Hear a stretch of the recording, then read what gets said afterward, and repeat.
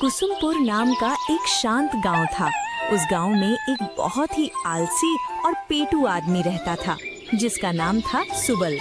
दिन भर काम करने के बजाय सुबल को सिर्फ खाना और सोना ही आता था। महाजन का उस पर काफी कर्ज था, लेकिन कर्ज याद रखने से ज्यादा उसे हमेशा खाने की चिंता रहती थी।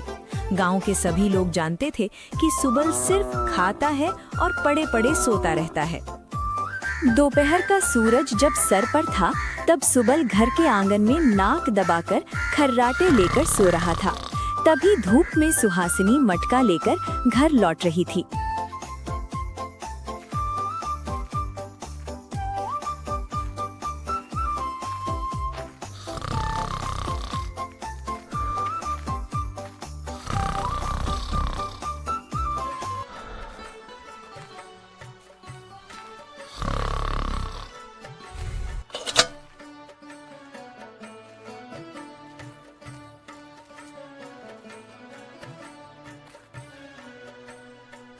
अजी उठिए उठिए, दोपहर हो गई है। घर में चावल खत्म हो गया है और महाजन पैसे मांगने के लिए अपने बंदे भेज रहा है और तुम हो के यहाँ कुंभकर्ण की तरह नींद में खर्राटे मार रहे हो। चैन से एक सपना देख रहा था। सपने में पुलाव, मिठाई और पूरियां खा रहा था। तुमने आकर सब मिट्टी में मिला दिया। धुत छई, अब और अच्छा नहीं लगता। क्या तुम्हें लगता है बस लेटे लेटे सपने देखने से पेट भर जाएगा?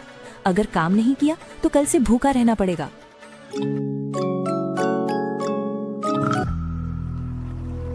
शाम होते ही महाजन अपने लठैतों को लेकर सुबल के घर आ पहुंचा।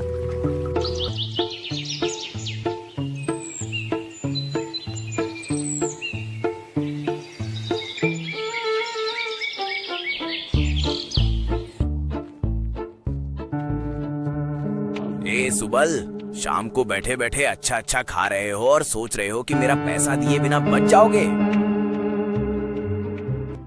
सुबाल डर के मारे सुहासिनी के पीछे छुपने लगा।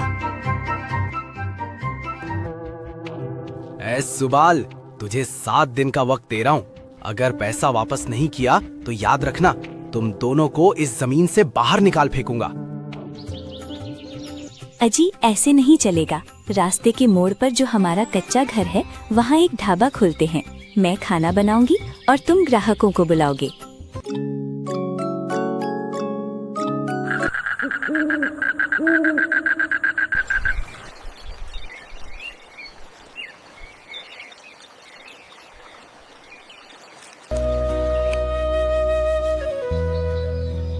सड़क के किनारे छोटा सा ढाबा, सस्ता और स्वादिष्ट खाना लिखा एक बोर्ड लटक रहा है। सुबल जोर जोर से आवाज लगा रहा है। मछली चावल, मांस चावल, कम दाम में खाकर जाइए। सिर्फ 30 रुपए। 30 रुपए में मछली चावल, मांस चावल सिर्फ 50 रुपए। खाकर जाइए भाई, खाकर जाइए। लेकिन लोग पास से गुजरे जा रहे हैं, कोई नहीं आ रहा। सुबल पूरी तरह निराश हो गया।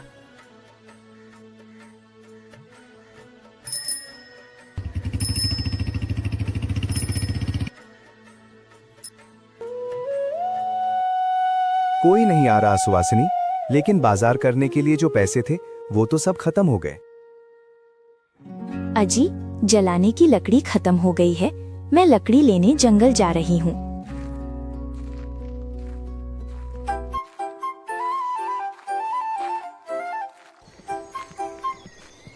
घने जंगल में सुहासिनी अकेली लकड़ियाँ चुन रही थी।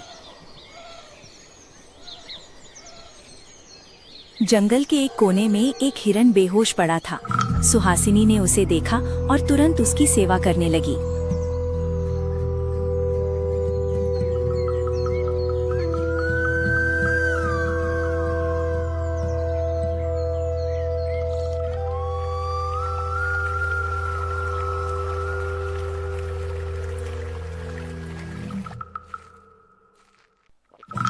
हिरन ने कांपते हुए पानी पिया।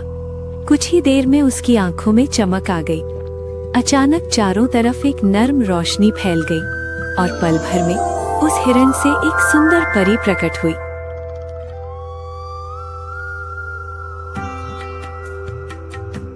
माँ, बहुत दिनों बाद किसी ने मेरी इस तरह मदद की है। बीमार हालात में तुमने मुझे पानी पिलाकर ठीक कर दिया। ये लो माँ, ये पुरानी मिट्टी की हांडी तुम्हारे जीवन में सुख लाएगी। इसमें थोड़ा सा चावल डालोगे तो ये कभी खत्म नहीं होगा, मगर याद रखना, लालच करते ही इसका जादू खत्म हो जाएगा।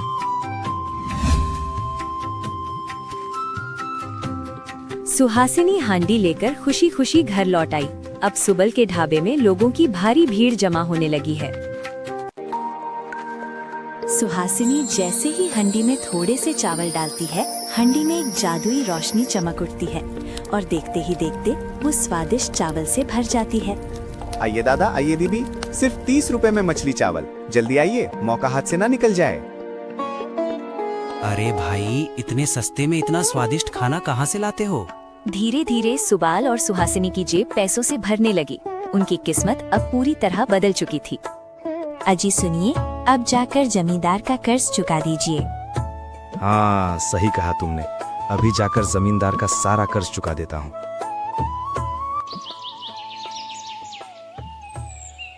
कहाँ चले सुबल भाई? इतनी जल्दी में कहाँ जा रहे हो? महाजन से पैसे उधार लिए थे, वही चुकाने जा रहा हूँ।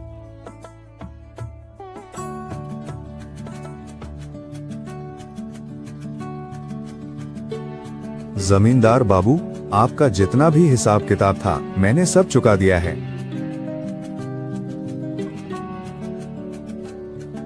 सुभाल के पास इतने कम समय में इतने पैसे कहाँ से आए? क्या उसे कोई खजाना मिल गया है? जमींदार बाबू, सुना है सुबल ने एक ढाबा खोला है और उसके पास एक जादुई हांडी है। थोड़ा सा चावल डालते ही वो हांडी स्वादिष्ट खाने से भर जाती है। अच्छा, तो चलो।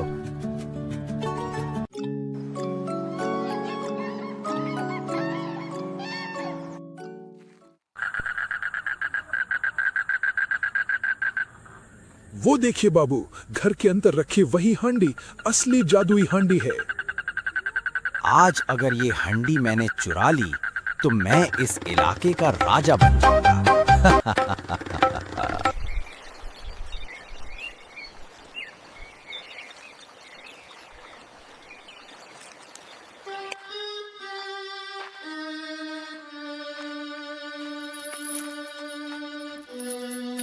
अरे, ये हमारा क्या सत्यानाश हो गया। रात के अंधेरे में कौन हमारी हंडी चुरा ले गया। सुहासिनी, हम फिर से बर्बाद हो गए। हमारे पास अब कुछ नहीं बचा। क्या हुआ सुहासिनी, तुम इतनी परेशान क्यों हो? माँ, हमारी वो जादुई हंडी चोरी हो गई है। फिक्र मत करो, मैं कुछ करती हूँ।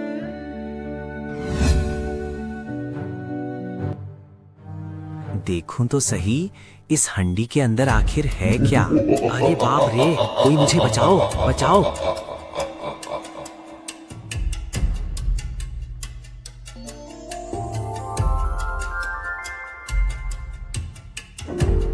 अब समझे जमींदार, ये कोई मामूली हंडी नहीं है, ये एक जादुई हंडी है।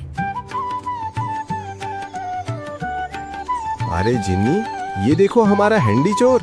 अरे जमींदार बाबू, आपने ये काम किया है।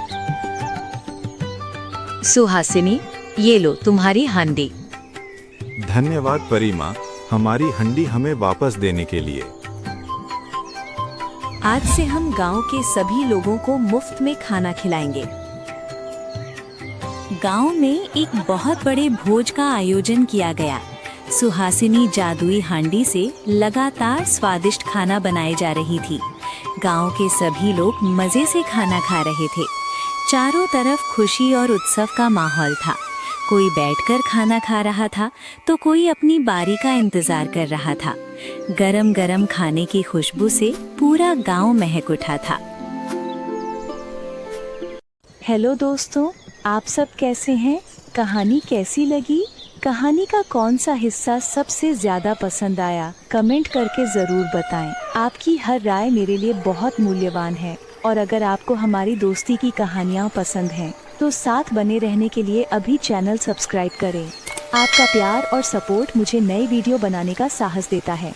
अच्छा देखना, स्वस्थ रहना। जल्द ही नई कहानी के साथ मिलते हैं। टाटा।